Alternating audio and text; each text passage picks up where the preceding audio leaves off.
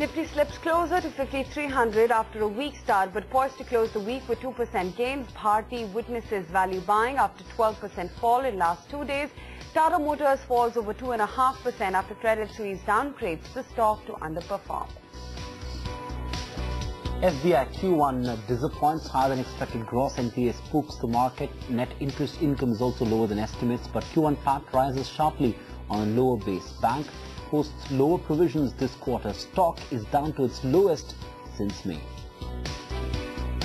January Cations rallies over 6% as ET now learns that the management may be looking to sell stake to IFC at 50% premium to the current price. Company looks to raise as much as 250 crores via stake sale.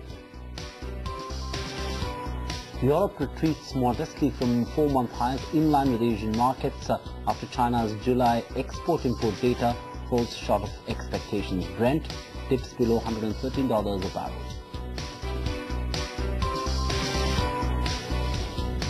This is markets at lunch, and now we've broken the 5300 mark for the index. We've got a power-packed lineup of experts over the next 60 minutes. Here are the big fundamental voices lined up for you on markets at lunch. Sukumar Raja of Franklin Templeton, Adrian Foster of Rabobank, and Hiren Ved of Alchemy Capital join in with a perspective on the market. Also, Street View at lunch will be joined live by Jigar Shah, Senior Vice President and Head of Research at Kimeng Securities. Do a check on global equities with Will Hedden, Sales Trader at the IG Group. Technical calls, as always, coming in from our two top experts, CK Narayan and Ashwini Gujral. As always, we'll also get your commodity trading strategies from Anurag Singhai from Technicelera.com, and we'll discuss pandemic bond funds with Virendra Kumar of Value Research. Well, it's broken that 5300 mark in trade. 5297 is where the Nifty is, so down a good 0.5%. And you'd have to say it is the Bank Nifty which is weighing heavy on the indices. We've seen what SBI has done, a disappointing performance with the gross NPAs only climbing higher, and that has really dragged the markets down. So near about 4% shaved off for SBI.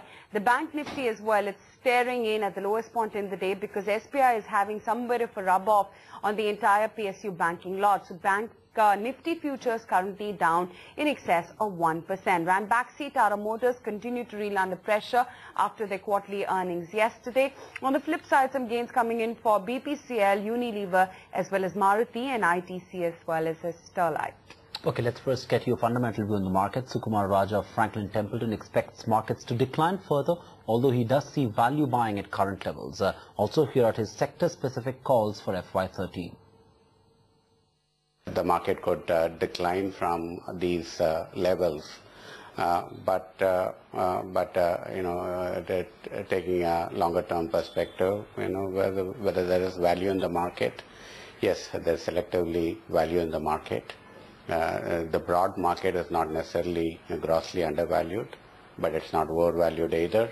But we can find a lot of opportunities in the market.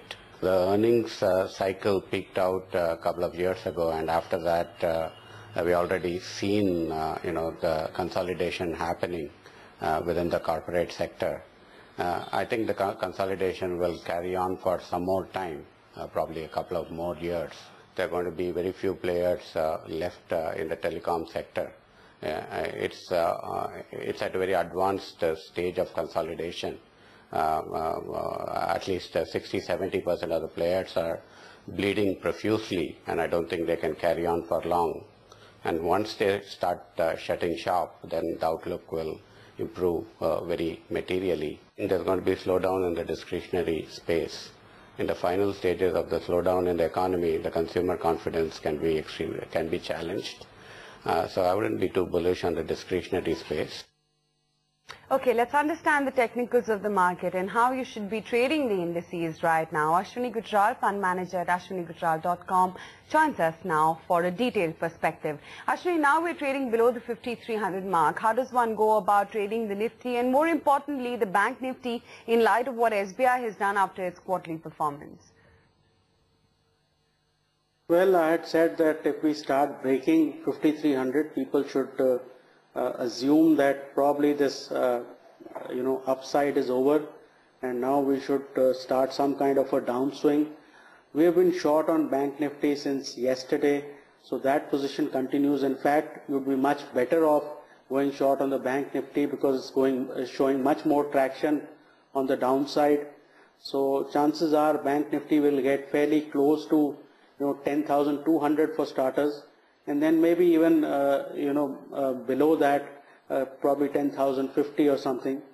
As far as State Bank is concerned, last time blockbuster results, stock goes up 20%. This time bad results, stock comes down 15%. We are back to where we started from, and that is one reason you cannot trust fundamentals, because companies can manipulate and get good and bad results whenever they feel like. So State Bank is headed back towards 1800, and PSU banks will take it on the chin, and they have restarted their downtrend.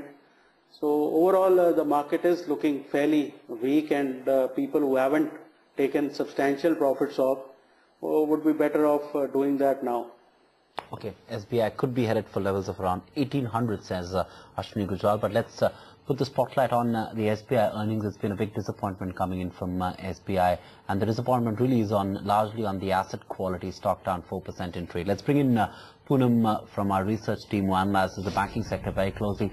Poonam, take us through the highlights of SBI's quarterly performance, and I guess the disappointment has been on the NPA front and on slippages. Very true, Sandeep. The disappointment has definitely been on the asset quality front, as well as on the net interest income front. Now, coming to the asset quality first, the gross NPAs have risen to 4.99%, which is close to 5%, and this is up from nearly 4.44% in the last quarter. So by just this, we can understand that fourth quarter numbers were an aberration. In fact, the gross NPAs are much higher level even than the third quarter numbers.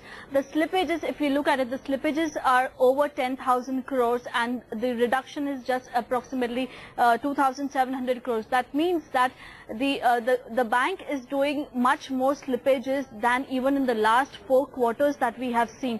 These are very high slippages, and this also rings a bell that there is possibility of much higher slippages in the coming quarters to come, just because the bank has higher exposure, close to approximately 13% of exposure to the agri loan segment. So this is a really high exposure, very high slippages. This has definitely disappointed the markets. We are worse than the levels that we had seen in the third quarter. So fourth quarter asset quality was an aberration completely. Looking at the net interest income has come way below our expectations. We had expected a growth of 24%, and it is up just by 14.6%. That means that somewhere the margins are quite under pressure. The sequential margins were expected to be down by 8 to 10 bips, but it seems that the margins are significantly under pressure, both because of the margin front as well as because of the asset quality front. Overall disappointing in terms of the net interest income growth as well as asset quality. The asset quality has actually deteriorated than what everybody was expecting, and a 2.22% kind of a net NPA also shows that the provisioning has not been commensurate with the kind of slippage the bank must have witnessed in the quarter, and which is why a big jump also in the net NPAs. So I think the provisioning cover would have remained stable sequentially at around 70%. So overall, I would say as far as bottom line is concerned, the numbers have come in line. But I think there is more reason to be disappointed than being happy from what the numbers that have been reported. Okay, SBI reeling under pressure, still sinking lower, a good 4.5% cut coming in for SBI at the last count. The stock incidentally has broken its 200 DMA as well at 1884.